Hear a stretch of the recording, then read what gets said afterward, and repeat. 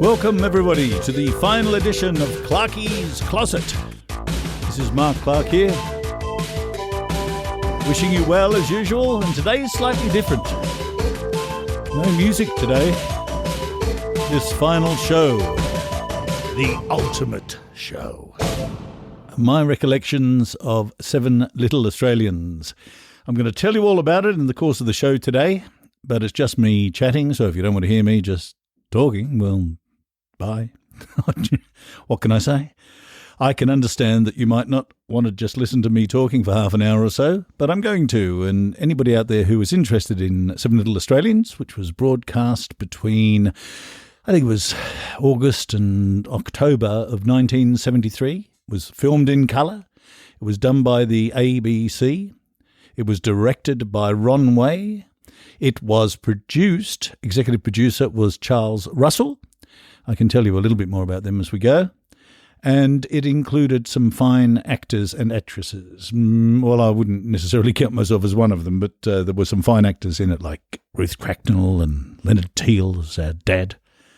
So sit back and, or if you're driving, just sit and have a listen to some of my recollections. I was 14 at the time, so they may be incorrect in some ways. Or if not incorrect, then at least those of a 14-year-old boy. So I'm sure the adults saw the whole thing differently. But these are some of my memories. I'll just give you a little bit of a prelude before I get into the show itself, because it explains how I was lucky enough to be there. When I was at Cumberland High School in 1972, I was in Year 8, and it was a co-ed school, and there were some pretty rough characters there. There were lots of fights. It was quite a heavy school in those days. The Dundas Valley boys were not to be trifled with, and I did not trifle with them. I was a wimp, an English wimp, but a wimp nonetheless. And I got bullied a bit because of my name, Mark Clark, and I had a slightly rounded accent, having come from Britain, and people used to take the mickey out of me, including teachers. I think I've mentioned that on one of the other shows. But when I was in Year 8, I was the female lead in Where is the Mayor? I was Miss Oppenheimer, and I talked like that, and I had to wear stockings, and I was middle-aged, and I got beaten up mercilessly. I'd slide down the railings as kids do, and a kid at the other end would punch me in the guts as I hit the bottom. It was good days, being bullied. Nothing's changed, except they do it online these days. I was very lucky. The year prior to that, well, no, it was actually that year, Year 8. I was in an advertisement for muesli, and I didn't have any lines in that. But Ron Wyndon, a friend of the family's, who worked for Eric Porter's, himself a very, very fine cinematographer, used to be a cameraman, then went on to production, and he got me the gig. And from that, I got another one. It was for crispy fries, and I wore glasses, and my little brother's across the way, and I say, "What's that?" And he says, "They're crispy fries," and I like them, of course. It was in black and white. I only ever saw half of the ad. This is prior to any way of taping what was on television. But Charles Russell, the producer who had done the original Untouchables in, I think, the late 50s, was here. He had lots of accolades to his name, but he saw me. It's like the old, I want to talk to that kid, because I didn't have an agent at this stage.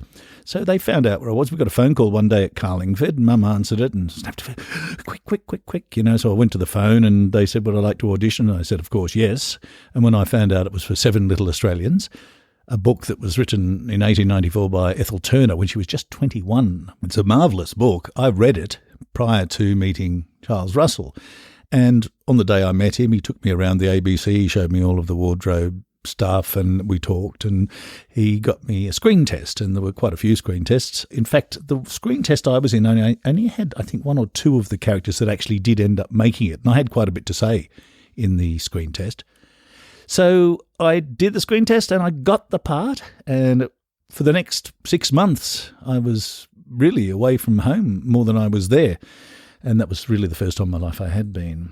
Anyway, in the first 2 weeks, actually, before we started recording, was the 2nd of January of 1973. We started filming, and I think we went through until the May, so it wasn't really 6 months, but it was something like that. And I remember it was the old 3-term school year we used to have here in Australia, at least in Sydney we did. And I missed all of term 1. We were supposed to do correspondence, and we did some, although we were mainly on set. But even so, it didn't matter because the correspondence school apparently had a different order of doing the same thing. So we did Australian history, and then when I got back to school, it was Australian history again. But when you measure it up against the great experience I had, I don't think it really, well, it didn't do me any harm, I don't believe. Then what else did I want to tell you? I wanted to tell you that the judge, Sir Adrian Curlewis, is actually the son of the lady who wrote this, Ethel Turner. And she, as I said, she wrote it in the late 1890s, and the show is set around children in the 1890s, for those of you that don't know the story. And you might also be interested to know that there have been over 400 editions of it, of Seven Little Australians, in Australia alone, and it's been copied into 10 languages.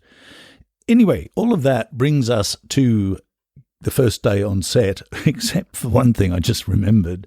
My brother and I were playing golf about 2 days before I started working on the show, and Juz was not able to swing a club. He just, every time we went to swing the club, he'd stop. He'd just stop as he got to the ball. Anyway, I'm like an idiot.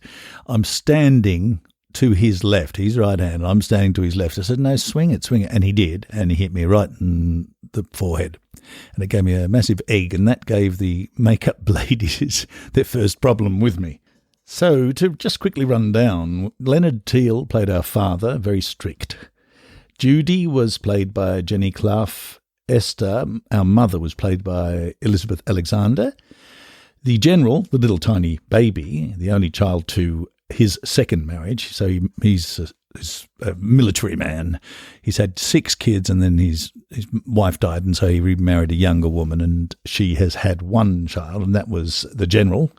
That was played by Christian Robinson. Meg was played by Barbara Llewellyn. I played Pip. Nell was played by Anna Ruby. The baby, called the baby in the shows, played by Tanya Fowler. Bunty was Mark Shields Brown. Martha was played by the marvellous Ruth Cracknell. Aldith by Judy McBurney. Mr. Hassel was played by Peter Gwynn. We became great friends actually after that, and friends of the whole family, and we saw him for many, many years. Who else? There was Mr. Gillett, was played by Alfred Bell, and Brendan Lunny played Alan, Meg's love interest, and there were many other very, very fine actors. So if I could now start telling you a bit about my experiences of the show. We went to Moss Vale, down south from Sydney, Picton, that sort of area, Picton Bargo area, and we filmed there. That was the exterior of the house itself, the house that you see at the introduction to the show if you've seen it. And I remember a few instances that occurred there. One was, it was really, really hot. Well, early January 1973, and it was hot. And under those lights, because, of course, cameras don't see as well as eyes do, you need extra lighting, which we had. I tell you what, it must have been over 50 degrees. The makeup people had to keep dabbing us down between takes. I remember that. Blazing hot. And I remember, one thing I do remember. I had to wave goodbye to my dad at one point in the first 2 weeks, and, he's off in the dog cart. And then I walk inside, and it's 3 months later, and we're in Channel 2. The person that has to make sure that everything's right from the turn of the collar to the tip of the cap is the continuity person. So she did a bloody good job on that, I can tell you, because it's incredible how you film out a sequence and it's all put together, and somebody has to make sure they're on top of all of that. An interesting job to do. Martin Vaughan, also a very fine actor in the show. He was the guy who was driving the dog cart, and he was giving me some tips. I remember that, and I needed all the tips I could get first couple of weeks of filming. But then we went in to do some interiors. So we did all the exteriors at Moss Vale, all the shots outside of the actual house. Of course, you can't just turn up and film whenever you want, so it's all done in one go. We ended up, Channel 2 didn't have a double story available. So this was the old one at Artarmon. And so we filmed in Artranza, which was a part of Channel 7, and Ron Way, the director, was a brilliant director, and he made sure that there was a double story so that people could go up and down the stairs and what have you, to nowhere, but it looked like they were going upstairs to some rooms. What he actually did was he had 4 walls. Usually, of course, when you're filming something, there's only 3 walls, and that's why they say breaking the 4th wall, because there are only 3 walls, and if you talk straight out and acknowledge the fact that the audience exists. That's breaking the fourth wall. Well, that's because there is no fourth wall, and usually the crew standing around smoking cigarettes and drinking coffee or whatever they're doing. Ron Way realised that we were only young people and probably quite nervous in the early days, and he made sure that a few things, actually, I didn't know. He told me this sometime later, that he had a pot boiling so that it smelled like home. They had 4 walls, which made it very difficult for the camera people, for the lighting people, but he insisted on it because it meant that we felt more comfortable and it felt more like home, so good on him. There was one thing I remember in particular about that. It was one scene I had with Ruth Cracknell. I had a few, but one scene I could not get my lines right. I had to say something like, "Hasn't Malcolm McLaughlin McGragus down in Parramatta said he'll marry us as soon as he can furnish a wee house for you? Well, Martha, my dear," or something like that. "Looks like he's well on the way." And she goes, "Pip, you come back here." And it took me 12 takes one evening. People sort of look at me going, "Get it right, kid." Ruth Cracknell, consummate actress, going, "Get it right, kid," but not actually saying it. So they wrapped it for the afternoon, and it took me 12 takes the following day to get it right. 24 takes, well done, Mark. I've never forgotten that, and I still have nightmares about not knowing my lines to this day. I remember very clearly Victoria Barracks. This was episode 2 when we leave the general, the little kid, with our father, and we get into big trouble. That's why Judy gets sent away to boarding school. If you haven't seen the show, you won't know what I'm talking about anyway. But Victoria Barracks in Sydney, everybody's dressed up as military people from the late 1800s. That was a great day, wandering around and having the right to look around the barracks there. Luna Park, we went to Luna Park. It was supposed to be the aquarium, the Manly Aquarium or something, I seem to remember, but it was actually Luna Park, and it was quite recognisable, except that they hired the whole thing out for the entire day, I think it was, or more or less. Everybody in period costumes, all the extras, etc., in period costumes. The old Rattler we were on, and in fact, they tried to get the cameraman. They're brave, some of these guys. He actually sat in front of us at the very, very front of this old Rattler, the old roller coaster. He sat there and he hung on for grim death, and it couldn't be done. So they ended up just leaving the camera there, and you'll see it in episode 2 when we're going around the place on that roller coaster. Anyway, we get into big trouble, and we know we're in big trouble, but we're on the way home realising that we've left the kid with our dad and he's not going to be happy. And in fact, he's on the same water ferry and on the Parramatta River. Now, we filmed that, I think it was at Cabarita Point, or was supposed to be Cabarita Point anyway.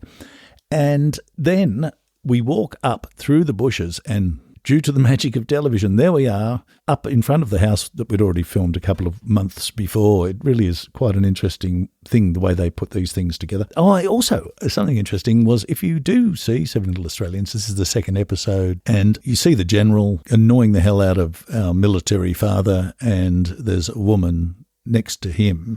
That woman is actually the real mother of the little boy. He's now a director, by the way. He's living in Melbourne. Christian, his name is. Yeah, so his real mum's there, making sure that he acts properly. He was always, apparently Tanya was always very good at getting him to do things. Tanya Fallow, who played Baby, she was very good at getting him to perform correctly, because of course you've got problems with little boy. He was only a couple of years old. He did a very good job. He was actually very, very cruel, the father. In the original book, he belts into Pip when he does the wrong thing, and he belts into Bunty, my younger brother, in the show when he does the wrong thing.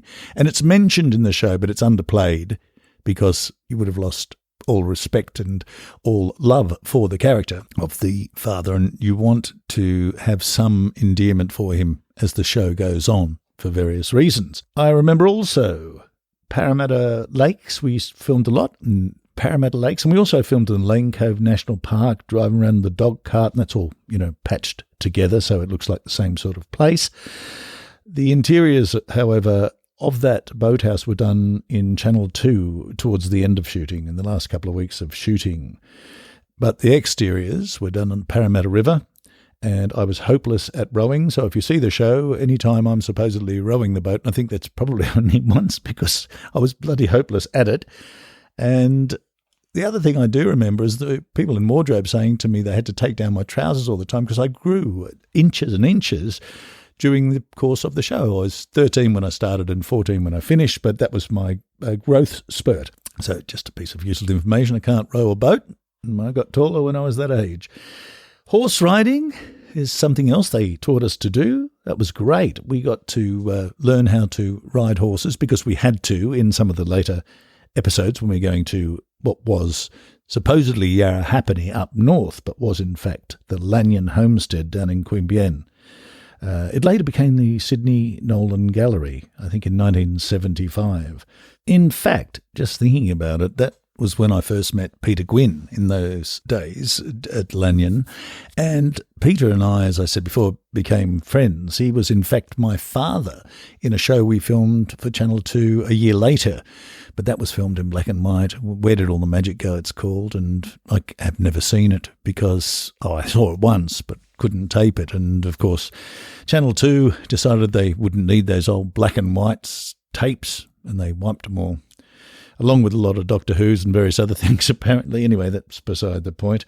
Oh, the train station at Central Station. It was mocked up to look like 1890s steam, and I remember one of the crew had to get down on the tracks and puff up some smoke from the side of the supposed steam train. The stuff they have to do in television to make it look real is quite incredible. Then we were at a train station. Now, I don't remember exactly where that was. There's a few things I don't know where they were. You know, I was just driven there. I was just a kid, I guess, and I wasn't really thinking about it, just learning my lines. And it's funny how it's different little things that you remember. I remember this scene in this little train station. We're waiting in the middle of nowhere for the train to go to Yarrahappini, and I had to adjust a gas lantern. But of course, in television, generally speaking, when somebody flicks on a light or dims a lantern, it's actually the lighting guy who's doing it, not you. And I don't know, it just struck me as incredible the way movies are all put together. And of course, I was lucky enough to be a teacher for many years, teaching drama. So I got to pass on some of this knowledge to kids when we did acting for screen, which I've always enjoyed teaching. And then, of course, we got to Yarrahappini, supposedly, but to the Lanyon Homestead Estate down in Queanbeyan. I've sort of gone a bit back on myself there. But the shearing sheds, I remember very clearly. There were a few scenes in the shearing sheds, and I had actually been lucky enough. We had a family friends called the Kings out in Orange, and so I'd spent some time as a child stamping on the wool and wandering around the shearing sheds, and I got to do it again, and I thoroughly enjoyed that. And then there's the bullock dray that takes us out to the picnic that we're going to have. And this is where misfortune befalls poor old Judy. She dies. I don't want to spoil the ending for you, but she dies under a tree, not immediately. But the scene where she is under the tree, she's trying to pull a tick out of her arm. She's saying, "Pip, I've just got a tick in my arm." And he says, "Well, pull it out, you dope." And then the little boy, the general, runs, and he's sort of laughing and standing underneath a big branch that starts to snap off the tree, and Judy dives over him and ends up with a broken back. But the reason I remember the scene is because Ron Way had set up as many as, I think, maybe 8 cameras to capture this scene, and you've got Judy standing underneath the tree with the general next to her, and as she runs up to him, then of course it's cut, and Jenny is quite safely moved away. But I was quite impressed at Ron Way's ability to put that all together. And when you look at the edited end product, it's quite incredible how much work goes into these things. And I guess that's why film is so expensive. You've got to do individual shots all the time. And even these were all film cameras rolling, so it's quite expensive. Then what else? Oh, yes, I had to run for the doctor. And I ran past the camera, and apparently Ron had called cut because they were just getting me run past. I didn't know that it was going to be, once I'd gone past the camera, that was it. I thought it was a pan shot and it was following me, so I kept running. And eventually I thought, I better stop, and I turned around. It's about 100 metres back and everyone's laughing at me. I also remember at one point, just prior to all of this, before the tree falls on Judy, we're all eating damper, but the actual damper hadn't been cooked properly, and it was all gooey inside, and we have to look like we're really enjoying it, and the crew were having a good old laugh at us after that one. I can tell you. There was a nighttime shoot where I find the doctor. I cannot remember what town that was in. Somebody will probably be able to tell me, I guess. And then I'll remember this is Mark Shields Brown and I became quite good friends. He was actually exactly the same age as my brother, 2 years my junior.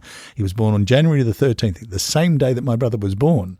And we became good buddies on the show. In fact, I worked with him after that on Patrol Boat on a couple of occasions, just as a minor role. But he was in the show. I was just in it for a little bit.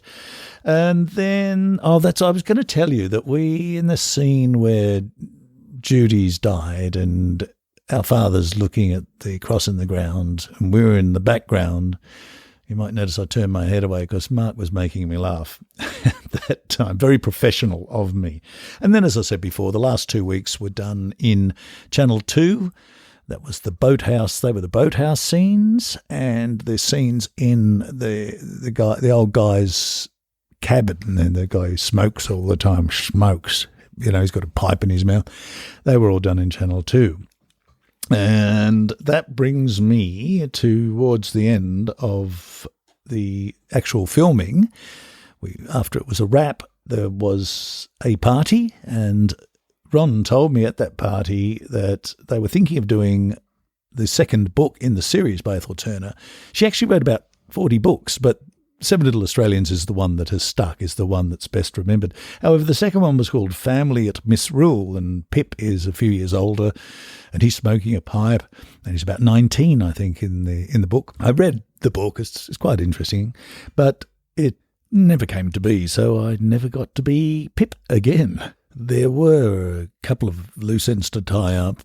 Jennifer and I had to do some post-synchronization, post-syncing they call it, which is where something happens untoward, like, for example, there's the sound of a plane in the background that wasn't noticed, and you have to dub your voice. My line was blue, and as it hit the right-hand side of the screen, I had to begin speaking and watch myself speaking on the screen so that it matched. And we had to do that for a few scenes, but apart from that, everything was done. And would have been probably 2 months later, they invited us to come and see the final product. It was very exciting. Our parents were there, our families were all there. We sat in a little theaterette and we watched the 10 half-hour episodes of Seven Little Australians, and Mum and Dad were very proud, and I was very happy too. The show aired between August and October in 1973. It played in 40 different countries to really good reviews, but when I got back to school, I got hammered. I was disliked by everybody. My best friend informed me that my girlfriend no longer wanted to see me. I'd been dropped. No one would sit next to me. When I walked out into the playground, people pretended, the old whirring camera type where people roll their arm around and pretend they're filming, and people shoved me about the place. Good times. But things settled down after a term or so. It only took 15 weeks or so before people got sick of knocking me. And one of my mates told me later it was because I made a bit of money, and he was a bit jealous, and so were some of the other kids. And actually, I must say it started my musical career because I only got the money to get my first records, and Deep Purple made in Japan, Deep Purple in rock, Who Live at Leeds, Led Zeppelin, Black Sabbath, all that stuff. I only got the money to buy those things and to buy myself a bass stack and a bass guitar. And then my brother got a drum kit and we got into music. So really, that really helped me on my way in life. And I was actually earning more than my father for the 4 or 5 months or whatever it was where we were doing the show. There was a reunion. Philippa Poole, the daughter of Sir Adrian Lewis, she had us out to her farm out at Wellington in New South Wales, and we got to see nearly all the other people from the show. It was fantastic to find out what they were doing and how they were going in their lives, and got to see Bruce Meaton, who produced that magnificent music that's played by the Melbourne Symphony Orchestra, the theme song to Seven Little Australians. Wonderful piece of music. Got to see him, got to see just about all of the people on the set. I didn't mention, I was going to mention in some of my memoirs that I had a massive crush on Elizabeth Alexander. Me mum in the show, she was my stepmum, so it made it all right. Actually, one time when we were down in Queanbeyan, I can't remember the exact what was happening, but for some reason Mark Shaw's-Brown and I were talking to her, and I said, "Can I have a kiss?" And she put a cheek to be kissed, and I kissed her on the lips and ran away, and she said, "You little rat." I got a kiss from I really thought she was gorgeous. She's actually, if you see the show and you have a listen to the narration, she narrates it, and she's got a beautiful speaking voice, and she's just a gorgeous woman. And she was still gorgeous when I saw her a few years ago, and I bet she's still gorgeous now. Anyway, it's a hello out to you. Oh, don't tell my wife I said that. Okay, well, that's just about it. I forgot a couple of things. Forgot to mention the fact that I think it was Weekend Magazine, was it called? It was a show that was on, and they used to put it on around the same time as Seven Little Australians at that time. And I remember that we were interviewed for that, and I found some old tape I had of that Philippa Poole didn't have, and it ended up actually as part of the extras for the Seven Little Australians DVD. So there you go. Anyway, I hope you've found this interesting today. And this is the end of my series of 36 podcasts I've come up with. I hope that you've enjoyed them, and maybe even listened to them again at some stage. I'm going to make them available, and I'd like to thank Buzzsprout also for aggregating and putting these out. It makes it a lot easier for acts, whether they're musical or whether they're doing podcasts, whatever it is, if they have an aggregator that's good.